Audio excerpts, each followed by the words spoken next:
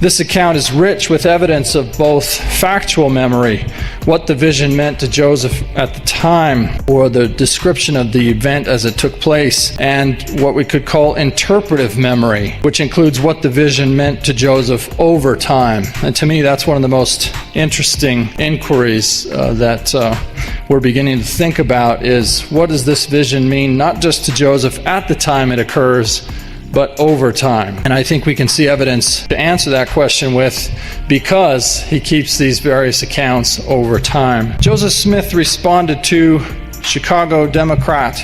newspaper editor John Wentworth's request for a sketch of the rise, progress, persecution, and faith of the Latter-day Saints as source material for a friend who was writing a history of New Hampshire. It seems like many of Wentworth's papers were destroyed in the 1871 Chicago fire, and there's no known evidence that Barstow used Joseph's account, but Joseph had it printed in the March 1st, 1842 issue of the Times and Seasons,